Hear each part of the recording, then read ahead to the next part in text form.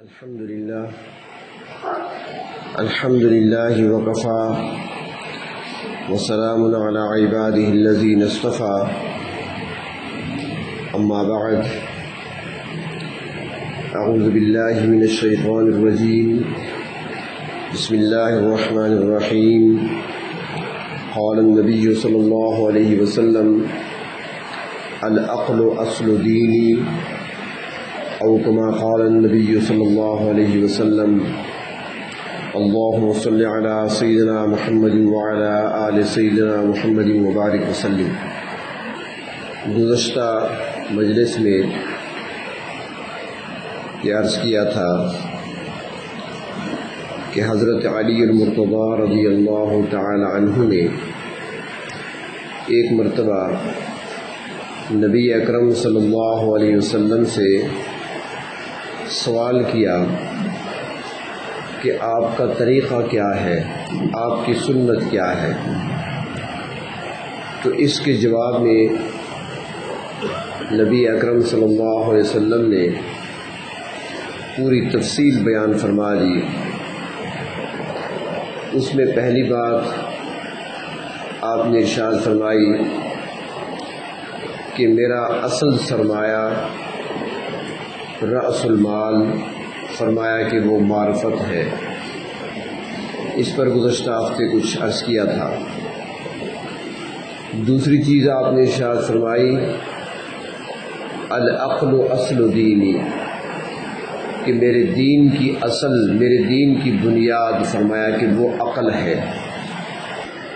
اسلام دین فطرت ہے اور یہ عقل کے عین مطابق ہے۔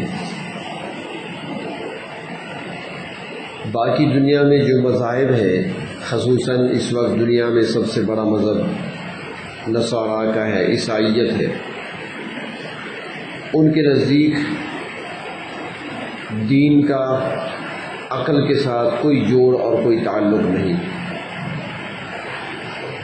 وہ کہتے ہیں کہ ہمیں حکم دیا گیا ہے اتوار کے دن ہم نے عبادت کرنی ہے، گرجے میں جا کر بس جیسے کہا گیا ویسے کرنا ہے، جو سنا ہے جو دیکھا ہے وہی کرنا ہے، اس کا مطلب سمجھ میں آئے نہ آئے، مفہوم سمجھ میں آئے نہ آئے، بس وہ عمل کرنا ہے۔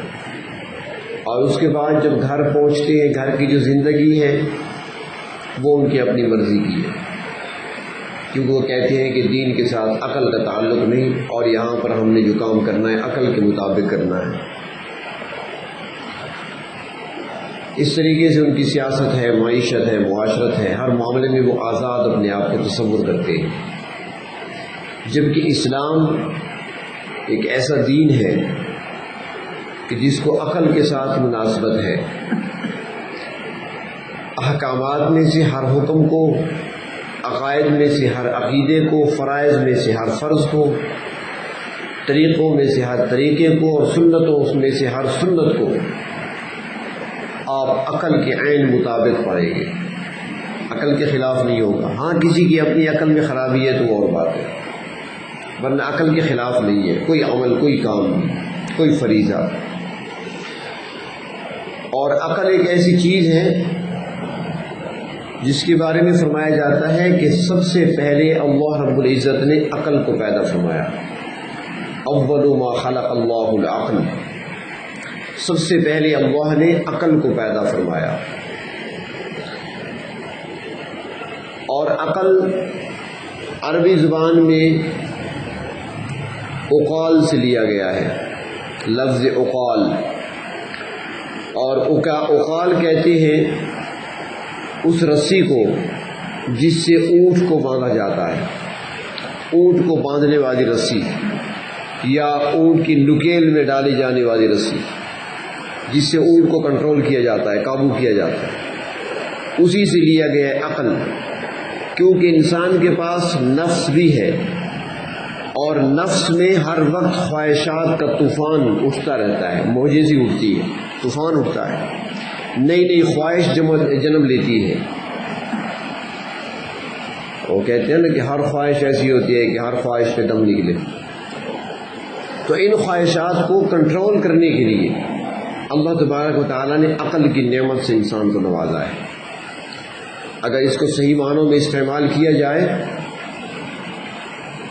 تو یہ بہت ہی بڑی نعمت ہے جو اللہ نے عطا فرمائی ہے. یہ اور بات ہے کہ ہم استعمال بعد میں کرتے ہیں، اس کا استعمال پہلے سے ہونا چاہیے. وہ کہتے ہیں نا کہ پہلے سوچو پھر بولو.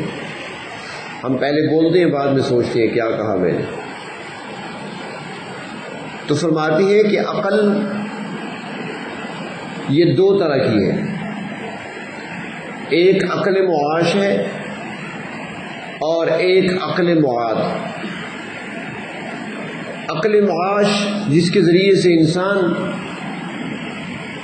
دنیا حاصل کرتا ہے اور دنیاوی کاروبار چلاتا ہے. دنیا کے کاموں میں عقل کو استعمال کیا جاتا ہے، یہ عقل معاش ہے. یہ روزانہ نئے تجربے ہوتے ہیں، کاروبار چلانے کے نئے تجربے اور کاروبار کو بڑھانے کے لیے سوچنا، نئی نئی چیزیں ایجاد کرنا. اب یہ پنکھے چل رہے ہیں، لائٹیں چل رہی ہیں، یہ پیسے کمانے کے ڈھنگ ہیں. پلٹ کر جھپٹنا، جھپٹ کر پلٹنا، لہو گرم رکھنے کا ہے ایک بہانہ.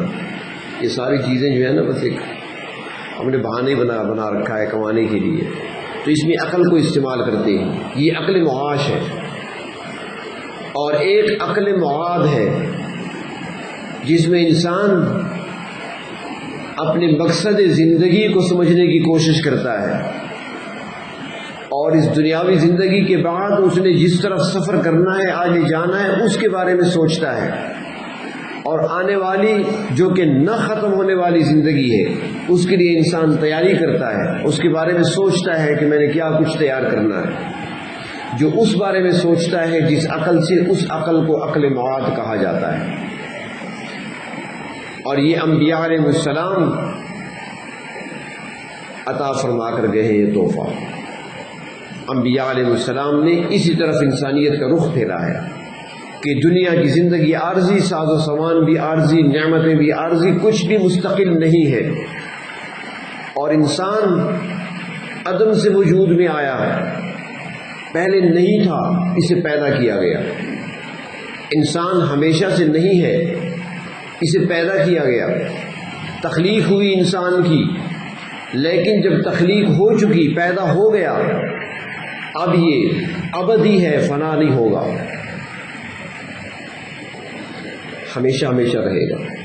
کبھی ماں کے پیٹ میں ہوتا ہے تو کبھی دنیا میں آتا ہے تو کبھی پھر قبر میں ہے تو کبھی پھر حشر میں ہے، اس کے بعد جنت ہے یا جہنم ہے. تو ابتدا اس کی ہے، ازلی نہیں ہے. ازلی ذات صرف اللہ کی ہے جو ہمیشہ سے ہے، ہمیشہ رہے گا. ازلی نہیں ہے انسان، لیکن جب پیدا ہو گیا تو ابدی ہے. اب اس کی جو زندگی آنے والی ہے وہ ختم نہیں ہوگی پھر. تو اس نہ ختم ہونے والی زندگی کے بارے میں جب انسان اپنی عقل کو استعمال کرتا ہے تو اس عقل کو عقل معاد کہا جاتا ہے. اور یہ عقل معاد ملتی ہے انبیاء علیہ السلام کی تعلیمات کی روشنی میں. انبیاء علیہ السلام علوم لے کر آئے دنیا میں.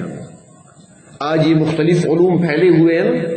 لوگوں کا تو خیال ہے کہ انبیاء علیہ السلام نے صرف نمازیں دی ہیں، روزے دیے اور کچھ نہیں دیا. علوم لے کر آئے. قرآن کریم کا ذرا مطالعہ کریں. حضرت ابراہیم علیہ السلام علم میں مناظرہ لے کر آئے. حضرت یوسف علیہ السلام علم تعبیر الرؤیا کا لے کر آئے، خوابوں کی تعبیر کا علم، تعبیر الانجام. اور اس طرح حضرت داؤد علیہ السلام صنعت کا علم لے کر آئے. حضرت سلیمان علیہ السلام پرندوں کی بولیوں کا علم لے کر آئے. حضرت عیسیٰ علیہ السلام علم الابدان لے کر آئے، اجسام کا، جسموں کا علم.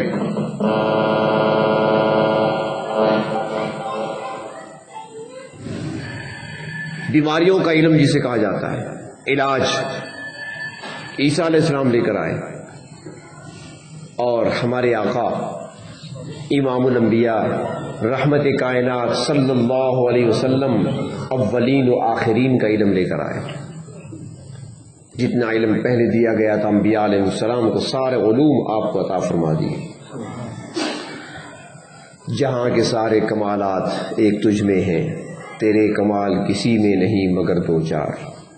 سارے کمالات کو مجموعہ بنا کر اللہ نے اپنے محبوب کو بھیجا. تو اصل عقل تو انہی کو ملی ہے. ایک روایت میں آتا ہے کہ اللہ رب العزت نے جب عقل کو پیدا فرمایا تو 99 حصے اللہ نے اپنے محبوب کو عطا فرمائے. عقل کے ایک حصے کو پوری انسانیت میں تقسیم کیا، اور اس ایک حصے کا اثر ہے کہ جو بھی نبی کے دامن سے وابستہ ہو جاتا ہے اور اپنے آپ کو تقویٰ کے راستے پر چلاتا ہے تو اللہ تبارک و تعالی یہ نعمت اس کو بھی بڑھا کر دیتے ہیں، اس میں برکت عطا فرما دیتے ہیں. پھر یہ عقل کام کرتی ہے. حضرت علی المرتضیٰ رضی اللہ تعالی عنہ بیٹھے ہوئے ہیں، دو آدمی جھگڑتے ہوئے آئے. کہنے لگے حضرت تمہارا فیصلہ فرمائیے. آپ کے پاس آئے ہیں، بڑی دور سے آئے ہیں، تھک کر آ رہے ہیں. فرمایا اچھا کیا مسئلہ؟ انہوں نے کہا جی مسئلہ یہ ہے کہ ہم دو دوست ہیں، اکٹھے ہم سفر کر رہے تھے. دوران سفر ہمارے پاس کھانے کے لیے روٹیاں بھی تھیں.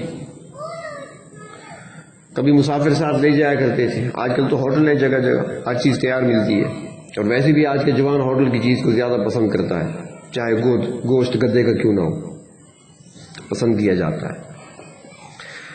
اور ہمیں بھی یاد ہے جب ہمارا بچپن تھا، لڑکپن تھا، تو جب کوئی سفر پہ جاتے تھے، کسی نے لاہور جانا ہوتا تھا تو ایک دو وقت کی روٹی اپنے ساتھ لے جاتا تھا. وہ چلو یہ تو کھا لوں گا گھر کی روٹی، پھر جب مجبوری ہوگی تو ہوٹل کی کھانی پڑے گی. 2 روٹیاں اور ایک انڈا ٹکی بنایا، فرائی کیا، اس میں رکھا، اسے کپڑے میں لپیٹا اور اپنے ساتھ رکھ لیا. کوئی ٹفن ساتھ رکھتا تھا، اور سردیوں کا موسم ہوتا تو ایسے جیبیں کافی ہوتی ہیں، اس کو جیب میں ڈال دیا. راستے میں جہاں بھوک لگی ایک کپ چائے کے ساتھ روٹی کھا لی. کچھ لوگ تو کہتے تھے کہ وہ کنجوس ہوا کرتے تھے. میں کہتا ہوں وہ بڑے بڑے دل کے لوگ تھے، وہ بڑی عقل والے تھے جو صاف غذا کھایا کرتے تھے. اور اسی غذا ہی کا تو اثر ہوتا ہے عقل پر، اسی غذا کا اثر تو ہوتا ہے انسان کے تقویٰ پر، اسی غذا کا اثر ہوتا ہے انسان کے اپنے اعمال پر اور اس کے حالات پر. تو آج عقل کی کمزوری اس وجہ سے ہے. تو وہ اشخاص کہنے لگے علی المرتضیٰ رضی اللہ تعالی عنہ سے کہ ہم سفر پہ جا رہے تھے، ہمارے پاس روٹیاں تھیں. میرے پاس 5 روٹیاں تھیں، میرے دوست کے پاس 3 روٹیاں تھیں، کل روٹیاں 8 ہوئی. راستے میں جب ہم نے قیام کیا، دوپہر کا وقت ہوا، چلو بھائی تھوڑی دیر آرام بھی کرتے ہیں، سستا لیتے ہیں اور کھانا بھی کھا لیتے ہیں، بھوک لگی ہے. تو راستے میں رک گئے، کسی درخت کے سائے میں بیٹھ گئے. ہم نے دسترخوان بچھایا، روٹیاں کھولی. جو ہی ہم نے روٹیاں کھولی تو ایک شخص آ گیا، اس نے سلام کیا، اور سلام کرنے کے بعد ہم نے اسے کہا آؤ بھائی ہمارے ساتھ کھانا کھا لو. اس نے کہا اجازت ہے تو مجھے بھوک تو لگی ہے، میں شامل ہو جاؤں. انہوں نے کہا بالکل آ جائیں. عرب ویسے بھی مہمان نواز ہیں، وہ خود بھوکا رہ کر دوسروں کو کھلانے والے لوگ ہوتے ہیں. حضرت ابراہیم علیہ السلام کی اولاد ہے، وہ بھی تو اس وقت تک کھانا نہیں کھایا کرتے تھے جب تک مہمان کوئی نہ آ جاتا. تو انہوں نے کہا بالکل آئیں، آپ بھی ہمارے ساتھ شامل ہو جائیں، مل کے کھاتے ہیں. تو حضرت علی سے وہ کہنے لگے کہ اس مسافر سمیت ہم 2 بھی تھے اور وہ بھی تھا ہمارے ساتھ، ہم نے مل کر کھانا کھایا. وہ روٹیاں جو تھی ہم نے مل کر کھا لی. جب روٹیاں ہم کھا چکے، دسترخوان لپیٹ دیا، تو اس کے بعد وہ جو مسافر تھا اس نے 8 دینار دے دیے انعام میں. امیر آدمی تھا کوئی، یوں سمجھے اس نے 800 روپیہ دے دیا. 8 دینار اس نے دے دیے اور چلا گیا. اب جب 8 دینار ملے تو میں نے اپنے دوست سے کہا کہ بھائی میری 5 روٹیاں تھیں، 5 دینار میں رکھ لیتا ہوں، آپ کی 3 روٹیاں تھیں، 3 آپ رکھ لیں. 8 دینار ہے، 5 اور 3 روٹیاں تھیں، 3 دینار آپ کے، 5 دینار میرے، یا درہم تھے. اس نے کہا نہیں، برابری میں تقسیم کریں گے، 4 تیرے 4 میرے. میں نے کہا یہ تو ہو ہی نہیں سکتا، 4 میں نہیں دوں گا، 3 دوں گا.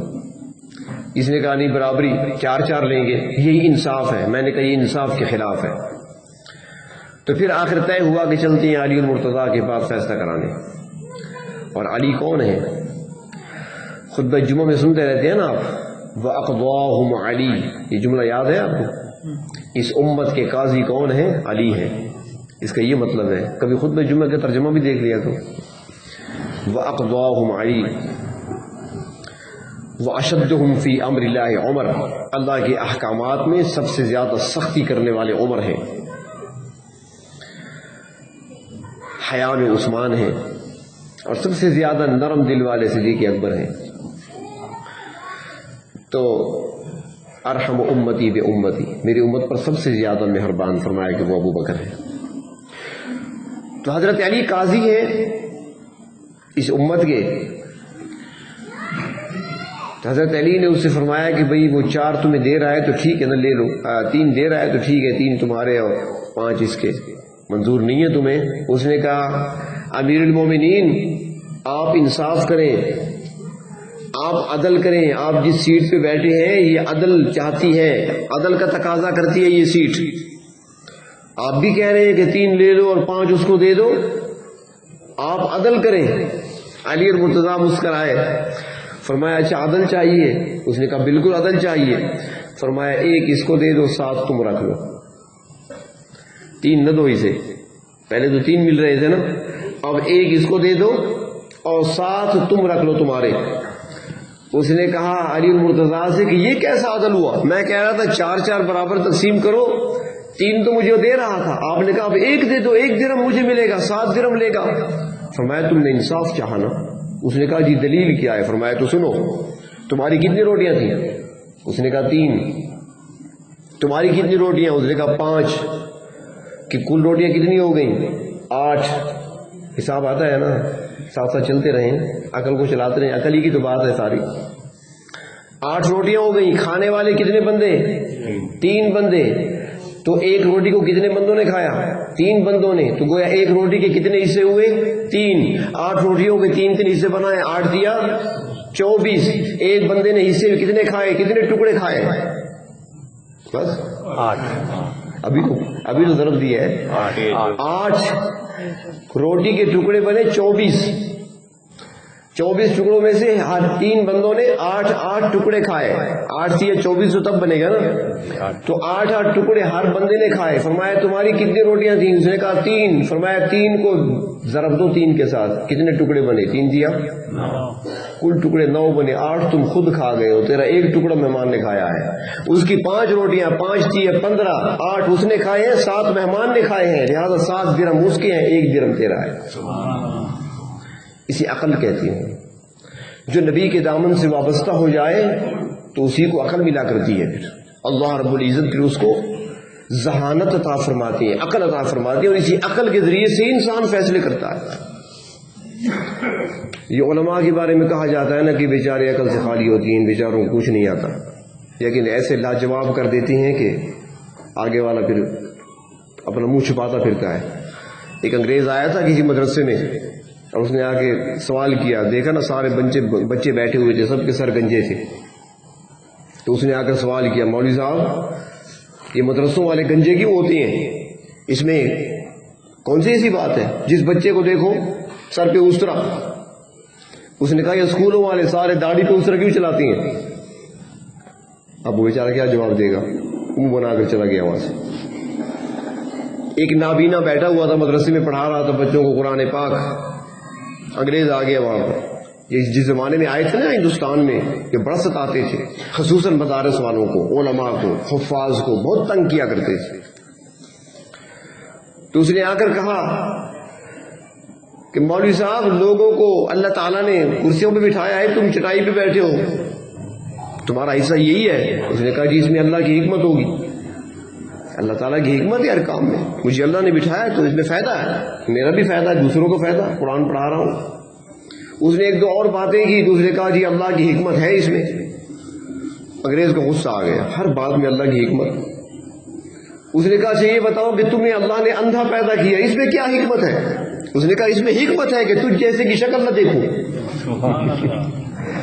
یہ عقل ہے۔ تو جو نبی کے دامن سے وابستہ ہوتے ہیں اللہ تبارک و تعالیٰ اس کو عقل عطا فرماتے ہیں۔ تو عقل بہت بڑی اللہ تبارک و تعالیٰ کی نعمت ہے، اور ہمارا جو دین ہے یہ خلاف عقل نہیں ہے. اللہ تبارک و تعالیٰ کی جو بنی ہوئی کائنات ہے یہ انسانی عقل سے ماورا نہیں، انسانی عقل میں آنے والی ہے، انسان اس کو سمجھ سکتا ہے آسانی سے. اس لیے تو قرآن حکیم میں اللہ تبارک و تعالیٰ نے بار بار دعوت غور و فکر دی ہے.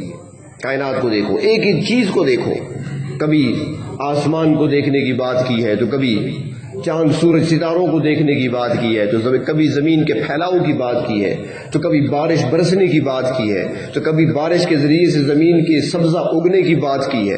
فرمایا عقل ہے تو دیکھو ان چیزوں کو، اور ان چیزوں کو دیکھنے سے تمہیں اپنے رب کی پہچان حاصل ہوگی، اپنے پروردگار کا تعارف حاصل ہوگا، اپنے رب کی معرفت کو تم حاصل کر سکتے ہو اگر عقل کو استعمال میں لایا جائے.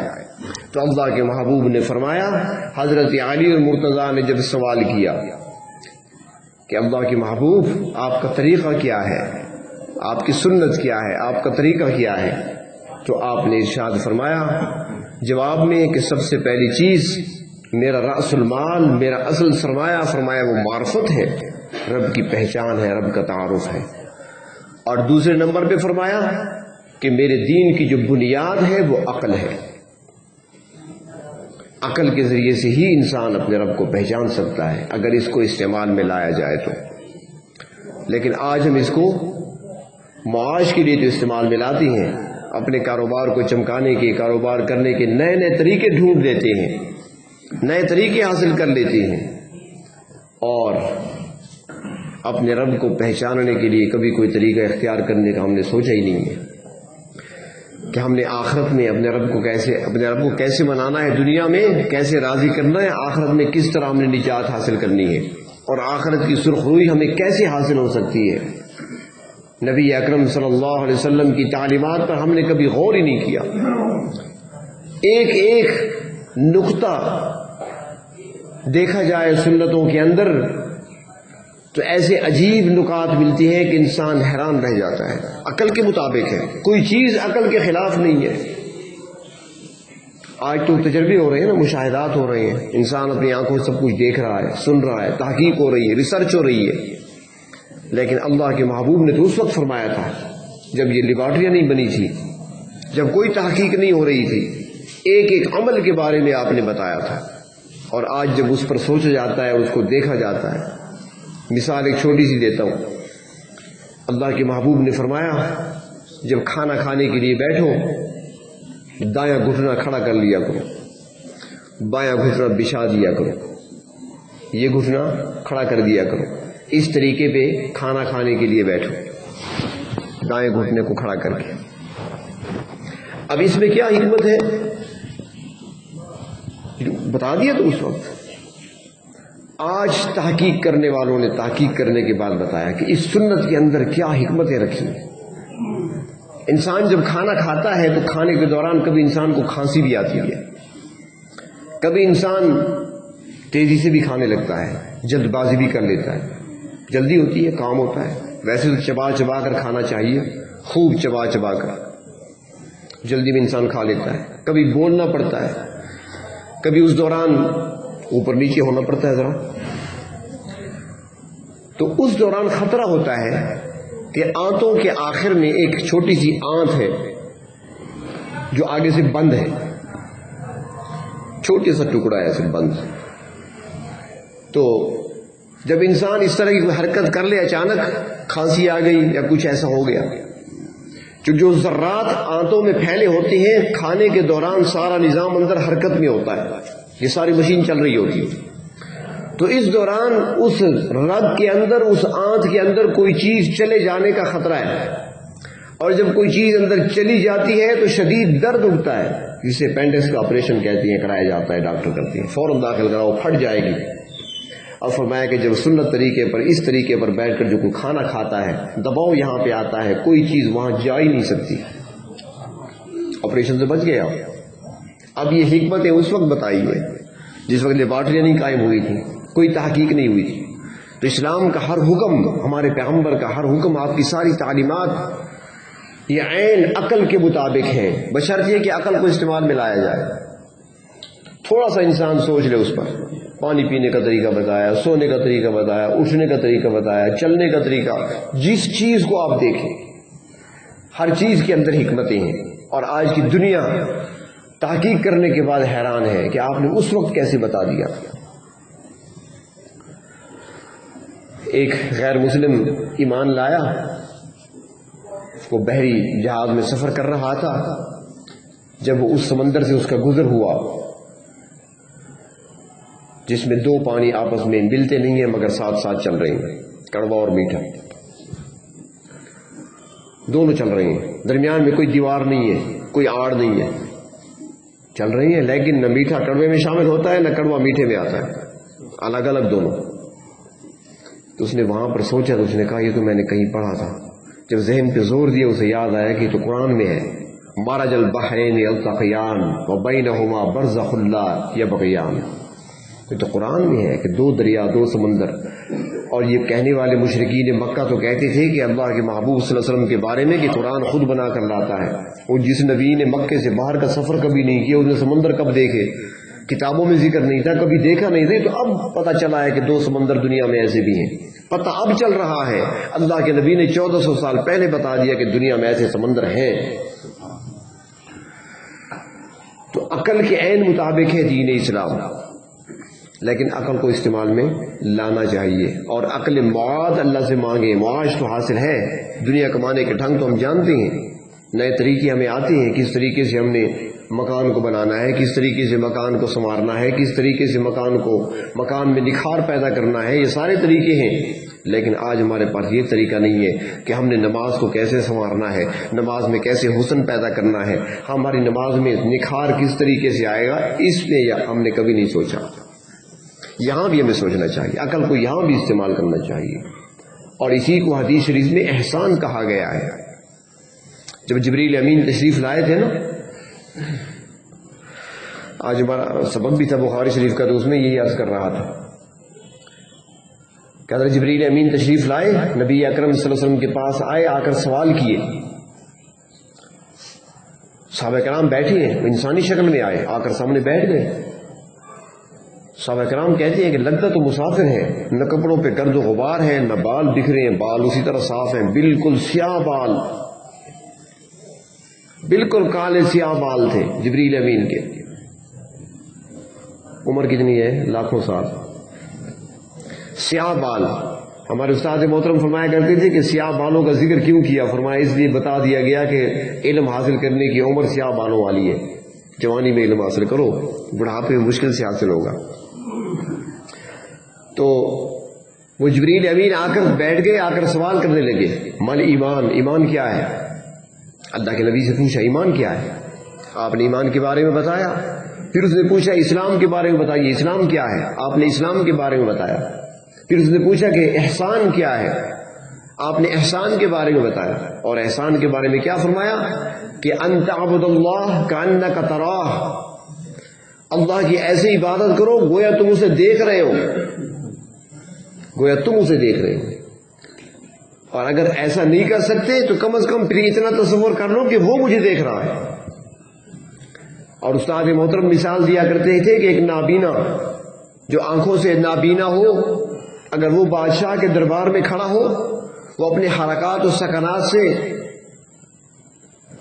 ایسا ظاہر نہیں ہونے دے گا کہ اس سے کوئی بے ادبی ہو جائے، بڑا بہادر کھڑا ہوگا، نابینا ہے، اس کو بادشاہ نظر نہیں آ رہا، وہ دیکھ نہیں رہا کہ بادشاہ دائیں طرف بیٹھا ہے، بائیں طرف بیٹھا ہے، سامنے بیٹھا ہے، کہاں بیٹھا ہے، لیکن ہے دربار میں بیٹھا ہے، اس کے سامنے کھڑا ہوں، تو بڑی احتیاط کرے گا، وہ بولنے میں احتیاط کرے گا، حرکت کرنے میں احتیاط کرے گا، بے ادبی نہ ہو جائے، گستاخی نہ ہو جائے، سزا نہ ملے مجھے۔ تو فرمایا کہ ایک نابینا بادشاہ کے دربار میں کھڑا ہے، بادشاہ کو نہیں دیکھ سکتا، لیکن اسے یقین ہے کہ بادشاہ مجھے دیکھ رہا ہے، اس لیے اس کی اپنی ہر حرکت پہ اس نے کنٹرول کیا ہوا ہے، اپنی زبان پہ اس نے کنٹرول کیا ہوا ہے، وہ سمجھتا ہے کہ بادشاہ مجھے دیکھ رہا ہے۔ فرمایا کم از کم نماز میں تم بھی اندھے کی طرح دھیان کر لیا کرو، رب مجھے دیکھ رہا ہے، اتنا دھیان تو کر لیا کرو عبادت کے اندر۔ تو فرمایا کہ ایسی عبادت کرو، احسان ہے۔ اس کے بعد اس نے فوراً سوال کیا کہ قیامت کب آئے گی؟ آپ نے فرمایا کہ جس سے پوچھا جا رہا ہے وہ پوچھنے والے سے زیادہ نہیں جانتا۔ علوم اللہ نے اولین و آخرین کی عطا فرمائے، لیکن جو علم اللہ نے نہیں دینا چاہا وہ نہیں دیا، قیامت کا علم نہیں دیا۔ کیسے ان اللہ وَعِندَهُ عِلْمُ السَّاعَةِ، اللہ کے پاس ہی ہے قیامت کا علم۔ سورۃ لقمان کی آخری آیت میں 5 چیزیں بتائی ہیں کہ 5 چیزوں کا علم اللہ نے کسی کو نہیں دیا، اپنے پاس رکھا ہے، ان میں سے قیامت کا علم ہے، نشانیاں بتا دی۔ تو یہاں پر ایک سوال پیدا ہوا کہ آخر یہ ترتیب کیوں رکھی گئی؟ یہ بڑی جامع حدیث ہے، اب یہ موقع نہیں میں اس کی تشریح نہیں عرض کر رہا، ایک جامع حدیث ہے، بخاری شریف میں آتی ہے، مسلم شریف میں بھی ہے، اس کو حدیث جبریل کہتے ہیں۔ علامہ قرطبی فرماتے ہیں کہ جس طرح اللہ رب العزت نے جو علوم قرآن حکیم کے اندر رکھے ہیں اور ان سارے علوم کا خلاصہ اللہ نے سورۃ فاتحہ کے اندر رکھا، اور سورۃ فاتحہ کا نام ام الکتاب رکھ دیا کہ سارے قرآن کا خلاصہ وہ سورۃ فاتحہ کے اندر ہے، ام الکتاب۔ فرمایا کہ یہ حدیث ایسی ہے کہ نبی اکرم صلی اللہ علیہ وسلم کی زندگی کے تمام ارشادات اور آپ صلی اللہ علیہ وسلم کے تمام جو کچھ بھی آپ نے فرمایا فرامین، ان سب کا خلاصہ اس حدیث جبریل میں رکھ دیا، تو لائق ہے یہ حدیث اس بات کی کہ اس حدیث کا نام ام السنہ رکھ دیا جائے، سنتوں کی ماں، مرکز۔ ایسی جامع حدیث ہے یہ۔ اس نے فرمایا کہ ترتیب کیسی ہے، یہ آپ کو صرف اس لیے عرض کر رہا ہوں کہ ہر چیز عقل کے مطابق ہے۔ بات یاد ہے نا، لمبی چوڑی بات نہیں، اسی بات کو سمجھانے کے لیے مثال رس کی ہے کہ اب اس حدیث میں دیکھ لیا جائے کہ ترتیب کیوں ہے۔ پہلے ایمان کیا ہے سوال کیا، دوسرا اسلام کیا ہے، اور تیسرے نمبر پر احسان کیا ہے، چوتھے نمبر پر قیامت کب آئے گی، ان کا آپس میں کیا جوڑ ہے ان چند چیزوں کا۔ تو فرماتی ہیں کہ ایمان کا بارے میں پوچھا، ایمان بنیاد ہے، ایمان کا تعلق قلب کے ساتھ ہے، دل کے ساتھ ہے۔ سب سے پہلی چیز ایمان ہے، یہ بنیاد ہے، کیونکہ اس کے بغیر تو کوئی عمل قابل قبول ہے ہی نہیں۔ ایمان کا تعلق دل کے ساتھ ہے۔ اس کے بعد ہے اسلام۔ اسلام میں کیا ہے؟ احکامات ہیں، فرائض ہیں۔ تو احکامات کا تعلق انسانی اعضاء کے ساتھ ہے، ایمان کا تعلق دل سے، اسلام کا تعلق جسم سے، اعضاء سے، نماز پڑھیں گے، وضو کریں گے، روزہ رکھیں گے، باہر کے یہ ظاہری ہے، نظر آنے والی چیز ہے۔ تیسری چیز احسان ہے کہ اعمال میں نکھار کیسے پیدا ہو، اعمال کے اندر خوبصورتی کیسے پیدا ہو، اعمال کے اندر حسن کیسے آئے، اعمال اس قابل کیسے بنے کہ اللہ کی بارگاہ میں قبول بھی ہو جائیں، یہ احسان ہے۔ تو فرمایا کہ انسان جب ایمان لے آتا ہے، اس کے بعد اعمال اختیار کرتا ہے، وہ اللہ کا پسندیدہ بن جاتا ہے، پھر وہ اپنے اعمال کے اندر حسن اور نکھار پیدا کر دیتا ہے۔ جب اس مقام تک بندہ پہنچتا ہے، رب کے ساتھ ایک تعلق قائم ہوتا ہے، تعلق جڑ جاتا ہے، رب کی عبادت میں مشغول ہوتا ہے، اور پھر جب عبادت کرتے کرتے اپنے اعمال میں وہ نکھار حسن لے آتا ہے کہ پروردگار عالم کے ساتھ پھر تعلق ایسے بن جاتا ہے کہ جب نماز پہ کھڑا ہوتا ہے تو اس کو محسوس ہوتا ہے کہ میں رب سے باتیں کر رہا ہوں، پھر جب وہ قرآن کھولتا ہے تو اس کو لگتا ہے میں اپنے پروردگار سے ہم کلام ہو رہا ہوں۔ جب اس کیفیت کو پہنچتا ہے تو پھر دل کے اندر ایک شوق پیدا ہوتا ہے، دل کے اندر ایک شوق پیدا ہوتا ہے، خواہش ابھرتی ہے کہ اب میں اپنے پروردگار کو دیکھوں بھی تو صحیح کہ کیسا ہے، یہ خیال آتا ہے۔ جب محبت کی اس مقام کو پہنچتا ہے نا تو پھر دل میں خیال پیدا ہو جاتا ہے۔ موسیٰ علیہ السلام نے ہم کلامی کی تھی نا طور پر، تو پھر وہاں پر خواہش کا اظہار کر نہیں دیا تھا۔ جب انسان آگے بڑھتا ہے نا پھر دیکھنے کی خواہش ہوتی ہے۔ آپ کسی سے فون پہ بات کرتے ہیں، چند دن بات کریں، اس کے بعد دل میں خواہش پیدا ہوگی، پھر آپ اسے لکھیں گے یار ناراض نہ ہوں تو ذرا پکچر تو بھیج دیں، ایسے ہوتا ہے نا، ناراض نہ ہونا ذرا پکچر تو بھیج دیں، فوراً ڈیلیٹ کر دوں گا، 2 منٹ کے لیے بھیج دیں۔ یہ کیا ہے؟ بات کرنے کے بعد، ایک تعلق جڑنے کے بعد دیکھنے کی خواہش کا پیدا ہونا۔ تو انسان جب اپنے اعمال میں نکھار پیدا کرتا ہے، حسن پیدا کرتا ہے، تو پھر اس کے اندر ایک ایسی کیفیت طاری ہو جاتی ہے کہ جب وہ عبادت کے لیے آتا ہے، نماز کے لیے بیٹھتا ہے یا پھر وہ تلاوت کے لیے بیٹھتا ہے، تو اس کے ذہن میں تصور ہوتا ہے کہ میں اپنے رب سے باتیں کر رہا ہوں، اور پھر جب باتیں کر رہا ہے تو پھر آخری خواہش ابھری کہ اب میں ذرا دیکھوں تو صحیح تو اس لیے ایمان کا ذکر، ایمان کا تعلق دل کے ساتھ پہلے، پھر اسلام کا ذکر کہ اس کا تعلق اعضاء کے ساتھ ہے، اس کے بعد تیسرا احسان کا ذکر کہ اعمال میں نکھار آتا ہے، حسن آتا ہے، رب کی محبت آتی ہے، تعلق اور جوڑ پیدا ہوتا ہے، اس کے بعد چونکہ خواہش پیدا ہوتی ہے دیدار کی، تو اس کے بعد فوراً قیامت کا ذکر کہ اگر تم نے دیدار کرنا ہے تو وہ قیامت سے پہلے نہیں ہو سکتا، قیامت کے بعد ہوگا۔ یہ ایک ترتیب ہے۔ تو ہر چیز عقل کے عین مطابق ہے۔ اگر حدیث کے الفاظ پہ غور کیا جائے تو حدیث کے الفاظ کی جو ترتیب ہے وہ بھی عقل کے مطابق ہے۔